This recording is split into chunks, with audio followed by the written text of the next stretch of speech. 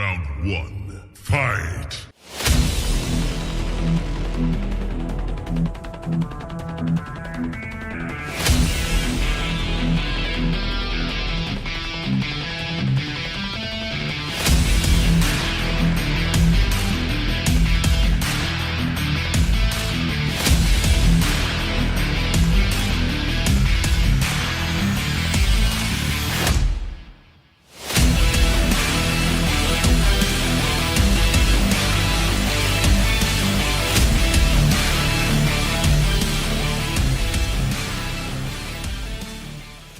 What's up, everybody, and welcome to another edition of Combat Zone. That's right, BW Sports 1 fans. It's powered by Rockstar Realty, 317-503-8322.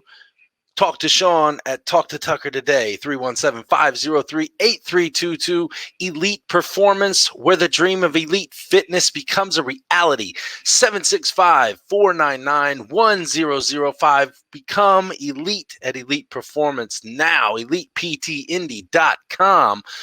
Revved Up Tattoos, 317-537-2667. If you're looking for a new ink, new piercing, call my boy Todd at Revved Up Tattoos, 317-537-2667. And BaumBurgers Steak and Shake, located at 7960 US 31 South in Indianapolis, Indiana. BaumBurgers Steak and Shake. All right, everybody, this episode of Combat Zone, we have the one, the only Noah Cutter. What is going on, brother? How we doing? Good, man. How's it going? Good. Thank you for coming on Combat Zone. We're popping your cherry here at the BW Sports 1 studio today.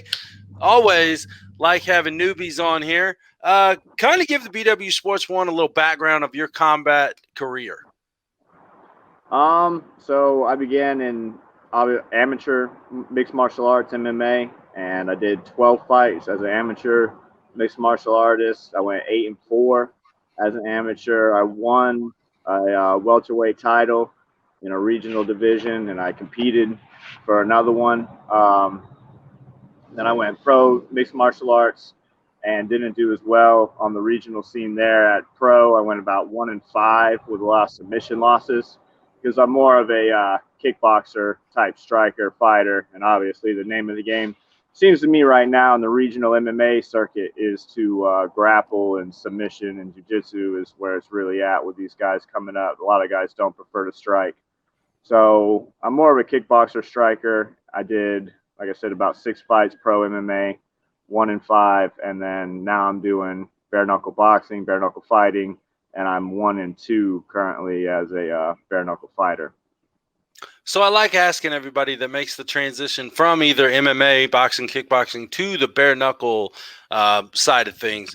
What is different in your training now compared to what it was in MMA or kickboxing? It's still somewhat similar because now that I'm looking back at it, the way I trained MMA was more like that of a striker, was more like that of a boxer, kind of a lot of jump rope and cardio and things like that. MMA, I would do more in MMA, but MMA training for sure.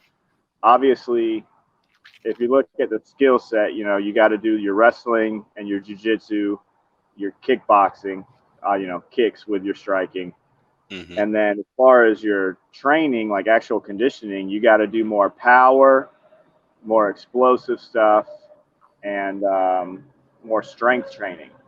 I mean, you do everything else as well, but I would say that doing hand striking more like a boxing training, you're doing a lot of jump rope, a lot of drills, a lot of bag work, a lot of cardio, and then really instead of power and strength, it's more like speed, agility, and quickness, plyometrics, cardio, conditioning, things like that are a little more geared towards the style of training that I'm doing now.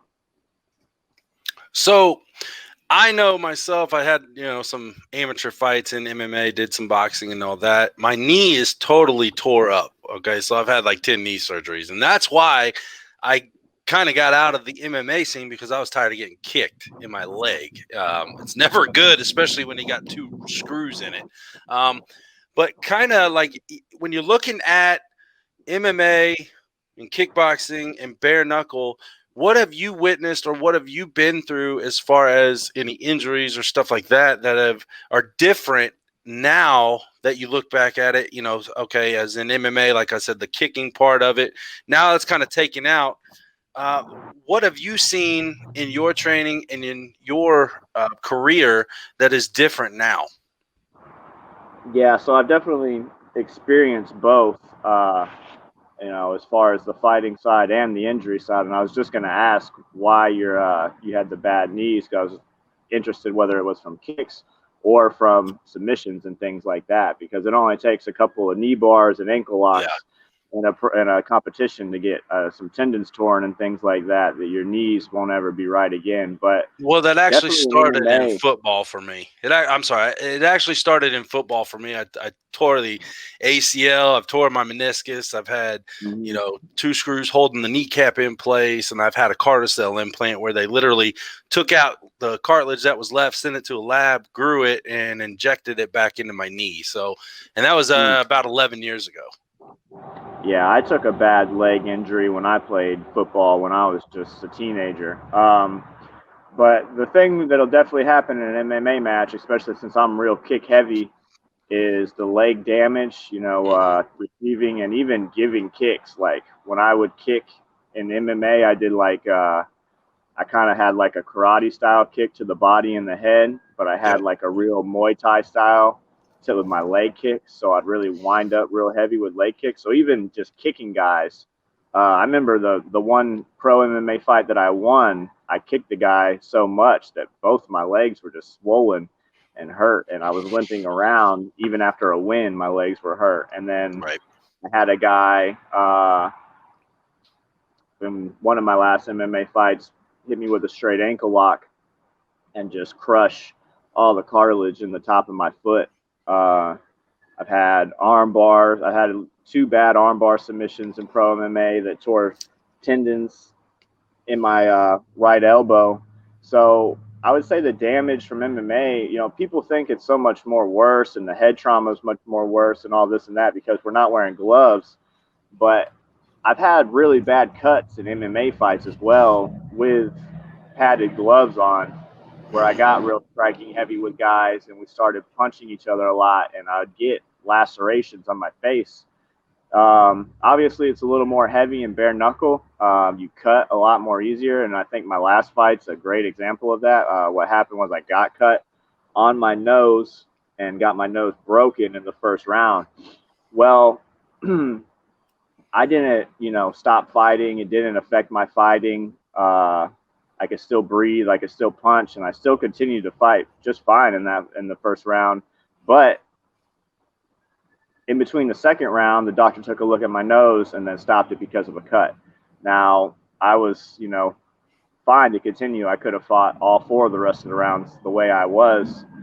But if you get cut and you get stopped, then there's nothing you can do about that. That's going to happen, and it's going to happen in bare knuckle because it doesn't take much for a bare knuckle to cut you anywhere on your face. It could be on your forehead, you know, anywhere, so you can get cut open. So the lacerations are a lot worse in bare knuckle. The cuts, every time I fight, I get cut. Even when I won, I got cuts on my face. But damage overall is MMA. You take a lot of damage, and I mean, you see some things like the Chris Weidman leg kicks. You know what I mean? And you know, right when that happened, somebody was just asking me about, oh, well, bare knuckle, that's so much worse, right? And it's like, well, take a look at that, you know, take a look at that injury. And, you know, that's a career-changing injury that he's going to be dealing with 6 to 9 months.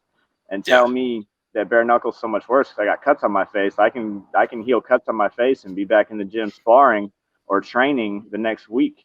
So it's a lot different. The brain trauma is another thing. I don't believe that we take any more trauma in bare knuckle because I don't know. It's kind of biased opinion. You know, people would say, which my father actually argues with me a lot, that I should box because there's more padding in the glove. But the argument is also that you end up taking more brain trauma that way because the padding actually allows you to take more brunt force to your head, which overall leads to brain trauma. Whereas somebody hits you with a bare knuckle and you get rocked or TKO'd, then you're going to be out of there. I would kind of say you're going to be out of the fight right when you need to be out of the fight. You know what I mean? You're going to get knocked out or you're going to get TKO'd and stopped right when you need to be. Whereas if somebody's hitting you with a padded glove all night long, I mean, your brain can take that, and a tough guy too can take that kind of damage and just keep marching forward. And you're talking about boxing, some of these 10 round fights. I mean, the young kids that died a couple years ago, the pro boxers, and that he went through like the 8th or 9th round, and his coach told him, look, you got to show me something this next round or I'm going to stop it. And then he went out there, fought one more round. The coach stopped it with maybe one more round left in the fight, and then the kid died later. You know what I mean? So it's very biased and it's very controversial, but that bare knuckle is honestly, and the way I bounced back from my fights, I did 3 bare knuckle fights in 6 months. There's no way I could do that pro MMA unless I went out there and subbed somebody really quick, like within the first minute, and didn't take any damage. But there's no way I could do that professionally. When I was a pro MMA fighter, I'd fight maybe twice a year. And I've done 3 bare knuckles in half a year. So that kind of tells you how you can take the damage, bounce back, and the different kind of damages that you're going to take. So coming from the kickboxing and then MMA world, your kickboxing, your legs took the damage, like you were saying. In MMA, there's all kinds of damage happens. There's difference in defense now coming from that realm to the bare knuckle realm. What type of differences have you noticed in your defense training? Okay, so that's a good question actually, because what I've noticed in my first couple fights is that I didn't change my defense from a kickboxing style to more of just a boxing style, traditional Western boxer style. When you fight kickboxing, obviously you're using your legs and your kicks and even your stance and your defense, even just the way you hold your hands is different. Now I'm kind of coming in a little more tight by my face, whereas when I kickbox or MMA fight, I could keep my hand out a little further away, and already you could tell that right here, this keeping your lead hand out instead of protecting your face is a big no-no in boxing and hand striking. So I noticed the biggest issue was I didn't change my defense when I started bare knuckle fighting. I just kind of started brawling. I've been watching my old videos and watching my new training footage, and I'm just kind of like brawling, kind of like that of a kickboxer. Whereas now I'm doing more traditional boxing training, and the main thing that I'm working since my last fight is my defense. So it's more of a traditional boxing style defense. It's more your blocks, your pulls, your slips, your slides, and your footwork. I would slide a little bit. I'd say in MMA, that's probably my favorite style of defense is to just slide punches. I'm not much of a traditional blocker, and my footwork hasn't always been that great either. I usually just kind of plow straight forward. And now that I'm learning basic defensive stuff, it's going to be a lot different. Hopefully, it's really going to show in my next fight. The main goal is in my next fight to show a big difference in my defense, because I think that's the biggest thing I need to work on. I need to work on some punches and some footwork and things like that, but my defense is the main thing. Even BKFC said after my last fight, we want to see an improvement in your defense before you come back. We want to see you have longevity in the sport, and you're not going to have any longevity in the sport if you keep fighting like the way I fought my first 3 fights, because they were just slugfests, firefights. And I got to fight a little bit smarter. I don't want to change it up so much to where I get to where I'm a boring fighter, but I want to change it up to where I have longevity and I can get through to the later parts of the rounds and let my skills shine through and then get my knockouts. I think I could still brutally knock people out, but have a little bit more of a technical approach to it. Gotcha. Now, you said you don't want to be that boring fighter, quote unquote. The difference that I've seen over the years with bare knuckle compared to MMA and boxing really is that the action continues to go a lot more fluent than in a boxing match or an MMA match, because you have those times where you can kind of let go just a second, get your wind back. And even if you're on the ground, if you're on the bottom in an MMA match, you can kind of hold them and just to kind of get your breath back before the next thing. In bare knuckle, it's kind of, when you toe the line and that bell rings and that round starts, it's a go the whole time for the 2 minutes. And I think that's what makes this sport so exciting to the fans, is that continuous effort in the warrior spirit per se in the ring. You see a lot of guys that even if they want to quote unquote run, there's not really much where to run compared to even in a cage or a boxing ring, where you can just kind of ball up, hold each other. And another difference is in the clinch game, that dirty boxing per se, you can grab that back of the neck and then start pummeling on them. So the difference in your fight camp for this fight coming up this summer, hopefully, compared to where it's been before, I can definitely say that, I'm sure you're working, like you said, on that defense, but also the difference in the movement in bare knuckle compared to kickboxing or boxing or MMA. Can you elaborate on that at all? Yeah, for sure. A little bit. Like you said, it's definitely a lot different. I've heard some guys, I constantly listen to different podcasts and stuff where people talk about different things about fighting, and that's a good point that I've been hearing lately. Is boxing, you don't really get a break. You don't kind of get a break. You definitely don't get a point where you could take somebody down or hold somebody against the cage and then get your breath. Like the only time you can get a break in boxing is when the person who's controlling the fight and dominating the fight chooses to kind of pick and choose their break, which is usually a lot shorter of a time. It's kind of like out on the outside, kind of picking my shots and then choosing to engage. Bare knuckle boxing, there's a couple of different interesting points about it, because doing footwork, now that I'm doing footwork for my defense, as part of my defense, learning footwork, one thing that my last opponent did really interestingly that I was surprised of, because he doesn't normally do it very much, was he moved away from me a lot.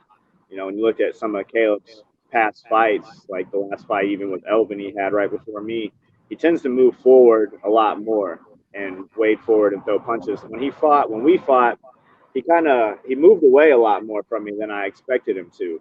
And there is the action in the BKFC because it's such a short round, and usually a lot of guys want to get in there and fight and start getting things going. Some guys kind of take a more of like a boxing approach to it and kind of stay on the outside, pick their shots, stay defensive, get in real quick, get a couple of shots off that aren't going to be necessarily knockout blows, which is fine because the damage will accumulate and they'll kind of get like a point style fighting over the spread. And then sometimes you get guys that just kind of it's a little bit boring for me, you know what I mean? If you're going a 2-minute round and you go the whole first minute and nobody really engages at any point or throws a punch or gets in the pocket, then that's a little bit boring. The other interesting thing about bare knuckle, like I said, I realized in my last fight with my opponent moving away from me, is in the boxing ring, like where I spar at my gym, the boxing ring is square. So you can cut a guy off and get him into the corner. In BKFC, it's round. So you can never really you can cut a guy off, but you can't corner a guy in BKFC. When you get him against the ropes, there's always a direction either way that you can go.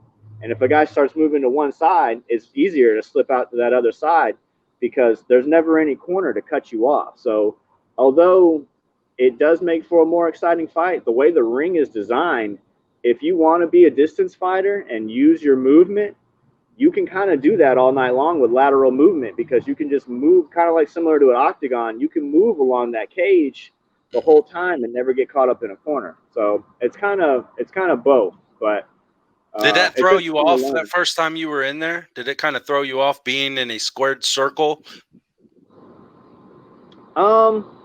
Yeah, it was a little different. The first time my first BKFC fight with Francesco. that was a little bit different, but he didn't. Francesco didn't use a lot of lateral movement when we fought, so he kind of used some pivots and a little bit of angles, but he didn't move away a lot. He didn't use the ability to use lateral movement a lot on me in my fight. He kind of allowed me to go straight forward, and that was kind of the way that worked. Now, my very first fight, I did a toe the line, and it was in a boxing ring. So, I was, even at one point, I got my opponent in the corner, and it's like, okay, you're not getting out, you know what I mean, unless I want you to. So it's different, and like I said, it makes it more exciting, and it makes it. But I realized in my last fight, it's kind of set up to where if you decide to use that lateral movement, it's kind of there for you all night. So. Well, so let's talk about this big fight event coming up, BKFC 18 in Miami. I want to kind of get your feel on the 4 title fights. So let's start off with Thiago Alves and Yuli Diaz. Who do you think is going to pull out the victory in this match? That's an interesting one to see who's going to win. Do you know Ule fought Brian Maxwell in his first fight, huh? For BKFC? Yes, I believe so. I believe so. I don't know if they went the distance. Ule,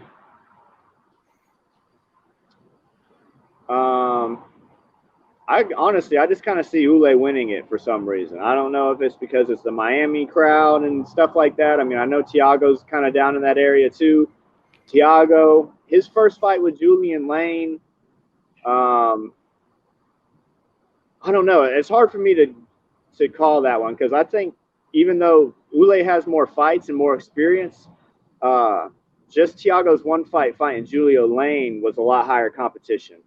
So the experience is really almost equal. I'm going to say Ule on that one just because it's traditional boxing style, his ability to end it quickly, and like I said, even that Miami crowd, man, I think that kind of plays into I fought Frank in Miami. He's from Miami, and I swear that crowd kind of plays into it for the local guys a little bit. Oh, yeah. It's just like having kind of like a home field advantage in football or something like that. Well, I say that, but I always fight guys that are from their hometown, and I go there and fight them, and then so I always say it doesn't mean shit but it depends on the fighter, you know what I mean? To me, it doesn't mean anything. I love people, I don't ever fight at home, so it's like it's nothing new to me to go and fight somewhere else. It also feels like there's no pressure, you know what I mean? There's not a lot of pressure on my shoulders. If you lose, you're about to lose in front of hundreds of thousands of your friends, where if I lose, I got like 6 people back home watching on TV. Totally understand that. All right, let's go to the next one. Hector Lombard versus Joe Riggs. A lot of experience in between both of these guys in this one. Who do you got? I'm gonna have to say Hector on that one. I just feel like I don't know. I'm not super I think Hector's last fight was against Kendall Grove. I believe you're right. I think it was, and he just went out there and beat him real quick. I think Hector will win. I think Hector will win that fight. It just depends on how active he chooses to be. Hector's going to be shorter, and he's going to have to get in there and kind of get after Joe, whereas Joe can just sit on the outside. But I'm going to have to take Hector on that one, man. Plus, Hector's boys are my guys' fusion, so I got to go Hector. There you go. There you go. Louis Palomino versus Tyler Goodjohn. What are you thinking, Noah? That one I'm actually really interested to see because there's so many different factors that kind of factor into it. If I were to judge that just based off their last performances, I would say Palomino because he's just been a lot more dominant against his opponents. He's fought some decent opponents in BKFC. Tyler, his debut against Felony, obviously a lot of people kind of think that fell short of his potential, but I think that a lot of that had to do with the COVID and stuff. So it's hard to judge on his last fight because I think that that's not the best version of Tyler Goodjohn that we're going to see in BKFC, and I think maybe he underestimated Felony a little bit. So do I you don't think think the hype on Goodjohn is true, is valid?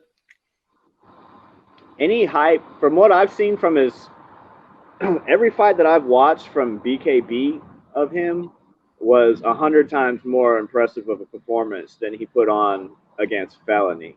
So, yeah, his hype is definitely warranted. The only thing I said like about him in the beginning was coming from BKB, they do bare knuckle boxing, so it's not bare knuckle fighting. So you can't do that clinch game and things like that. And not only that, he's a traditional boxer, is where he started before that. So he's never been, unless he's at MMA experience, which I don't believe he does. He's never been in a situation where a guy's going to grab him and clinch him and punch him and do that half plumb. It's like a Muay Thai style technique, really, is what it is. A half plumb clinch with fists.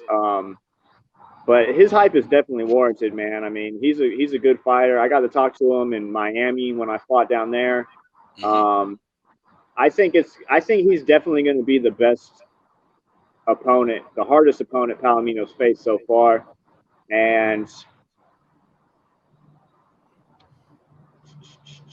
I'd have to say Palomino, though, man. I mean, he's the same thing. Like, he's got everything going for him right now. You know, the only thing I'm seeing in the things is Palomino's getting a little overconfident. He's super confident right now, and that he's going to beat Tyler Goodjohn. And one thing I could say for sure is when you think something's going to be easy, and then you get in there and it's a little bit harder than you expected it to be, then things begin to unravel very quickly. You know, I think that's what happened with Tyler and Felony. Was he thought it was going to be easy, and he got in there and began to realize it was going to be a little harder than he thought. And then when you realize it's going to be hard and you kind of dig in with that mindset to start with, sometimes it's better. But when you get overconfident, if things don't go your way, they unravel quickly. I'm going to take Palomino. I'm going to take the local Palomino for that one, though. All right. Last but not least, the heavyweights, Joey Beltran, Sam Shoemaker. Who you got, brother? Real quick, I'm going to probably just have to say Beltran for that one. He seems to have everything put together correctly for his camp. He seems to kind of fall into his groove. Sam's a good fighter. He just seems a lot more like a brawler, and he's got that ability to put it away. But Joey he's got that way, that little kind of funny, weird style of digging into guys and dragging them out the distance. And I think that Joey's going to win that one. His experience and things like that. His experience and fighting this new camp and the way it looks like he's training and getting the training he needs, I think it's going to be Beltran. All right. And still, there you go. All right. Well, now I want to bring you through a thing like I called Rapid Knockout. It's 5 questions that has nothing absolutely to do with the fighting game. Are you ready, sir? All right. Yes, sir. Number 1, favorite food? Italian. God, I love you. Okay, so when you go to an Italian restaurant, what do you get? Are you a spaghetti guy? Are you a fettuccine guy? Are you a chicken parm guy? What do you like? I like pastas and stuff like that. My favorite foods are Italian and seafood. So if I can get some kind of Italian pasta with seafood in it, then that's the ticket. Perfect. I think you guys all like telling me Italian because you all know I'm Italian, but I love it. I'll take it. Second question, whether it's a genre or a group or an individual, favorite music. What is on Noah Cutter's playlist? Oh, dang. Classic rock, I guess. Okay. Who would you go to? I mean, if you had to pick classic rock, pick one off the table, who would you go? Who would be your number one go-to? Oh, man. For top 2 or 3. Music is so hard. I'm going to just say Leonard Skinner right off the top of my head. And there you go. Give me 3 steps, man. Give me 3 steps. Yeah, there you go. Other than, the fighting era, what's your favorite hobby? What do you do when you're kicking back, doing nothing in camp? Oh, man, that's a rough one because honestly, I gave up a lot of hobbies just to start being able to train. Right. I used to draw a lot. Like if I had to pick or choose something that I could do to just sit and relax, listen to music and draw. So something I Okay. used to do a lot. Did you like drawing like portraits or just kind of anything that come to your mind or? No, I'm not that good. I'm not real good with like detailed, like realism and stuff like that. More like just sketches of different kind of stuff. Tattoo ideas. Like I drew up a lot of my tattoo ideas for Okay. all my tattoos and worked with my brother-in-law and drew stuff like that. Just like simple stuff like that. Cool. All right. If it wasn't fighting, what's your favorite sport? So like no combat sport. Yeah, if there's zero combat sports in, what's your go-to? Oh man, that's a tough one because I come with the hard questions, brother. yeah, I know. I don't like. I like combat sports so much now, and a lot of the other sports like football and basketball have become so like fucking. I can't stand basketball anymore, and I'd have to say football. I guess. I guess I'd go to football. So if you had to pick a team, who would you pick? Who would you root for? NFL. Yeah, NFL. I'm gonna have to say the Giants. Those are my team, man, because my family's from up north. Yeah, I know it's a weird pick. They ain't done shit for so long, but the Oh Giants man. are my team, man. Well, you had to pick an NFC East rival. I am always fly, Eagles, fly. Like I said, they ain't doing shit, though. It's not much Well, the whole division's in a shithole right now, but it is what it is. If you had to pick a college team, who would you go for? Shit. Whoever's local, man. Local in my Florida, like Okay. So you're Florida or Florida State or Miami? I'd just go Miami, man, because everybody in Miami, in my area, is like a Gator Seminole thing, and I don't really care Right. for either of them, so I would go Hurricanes. There you go. There you go. Last but not least, whether it's somebody you looked up to in the sports aspect or on the personal aspect, who is your role model?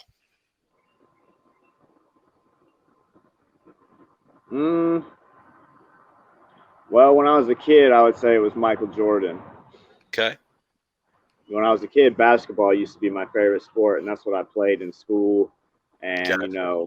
right around the mid 90s, man, Michael Jordan was just killing it with the Bulls. I think I was like 8 years old, right in the prime when they were winning all their championships. So Michael Jordan was definitely my hero at that time. Okay. All right. Well, I mean, you can't put anybody else above the GOAT than the GOAT. So, and Yeah, it sounds like you're sitting on the same boat as I am with who the real GOAT is. Is it LeBron or is it MJ? We're leaning towards MJ, right? I think, is it even a debate, really? Not in my mind. Not in my mind either, but I guess in some people's it is. But Some people yeah. just not right here. Noah Cutter, everybody. Bare Knuckle Fighter heading to BKFC hopefully this summer. Noah, the floor is yours. Who would you like to thank? I want to thank all my sponsors, Fusion CBD,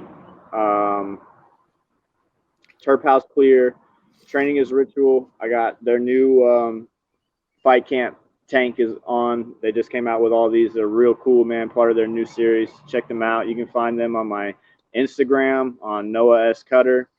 And Mako Tech mouth guards for doing my mouthpieces, Red Level Tattoos for doing my tattoos, and Wyatt Martin Associates, Tax Associates for coming on board and sponsoring. Yeah, man, the support's been great so far. One thing we didn't get into about this isn't a big deal or anything, but I'm not working with management anymore. I'm a free agent fighter, so I'm going to bring on some new sponsors for the next fight in August, and hopefully I'm going to go fly down to Miami for the fights in Miami and just watch. So I'm going to be doing some networking with some people, and yeah, man, just thanks to all of them for the support. It's been great. Good deal. Good deal. Well, I appreciate you again popping your cherry here at Combat Zone. Once we get closer to that August date, I believe it's August 20th, which is in Biloxi. We'll have you back on and we'll be able to discuss your opponent and what you got in store for then. Until then, I appreciate you, Noah. Good luck in your training camp. Hopefully you make it down to Miami because I'm actually trying myself to make it down there for those fights. And until then, guys, you know where to find us. Combat Zone, and we are out.